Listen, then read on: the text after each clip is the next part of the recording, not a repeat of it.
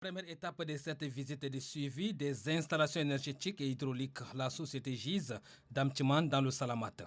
Sur place, voici le constat du ministre en charge de l'eau et de l'énergie. GIZ pour nous, ça devait être un exemple des IPP.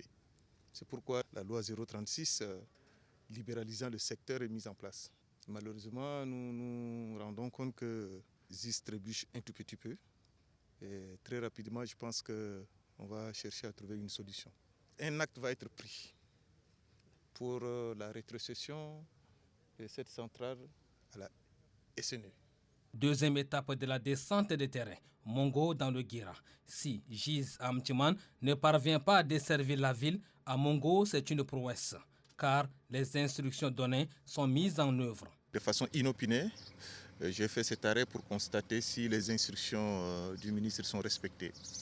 Je constate avec satisfaction que GIZ a bien respecté nos orientations. Ils devaient installer 5, ils sont partis à 6, c'est déjà très bien. Ils ont des panneaux installés de 2 mégas. La demande est autour de 600 kW, mais ils produisent plus. Voilà ce que nous demandons. Avant de mettre cap sur la ville de Bokoro pour la troisième étape de cette série de visites, le ministre Passalé Kanabé Marcellin s'est rendu sur le chantier du château d'eau de Mongo. Ici, les travaux sont en arrêt.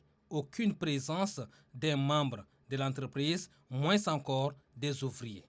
Séance tenante, la délégation conduite par le ministre a mis le cap sur la ville de Bokoro dans la province de Hadjer Lamis. Ici aussi, des dysfonctionnements y est. Ces châteaux, dont celui-ci de 1500 m3, approvisionnent la ville en eau potable et le second de 2000 m3, dont les travaux ont commencé depuis 10 ans et toujours inachevés. La cause, la société a réalisé des travaux sans aucun respect de la clause de contrat.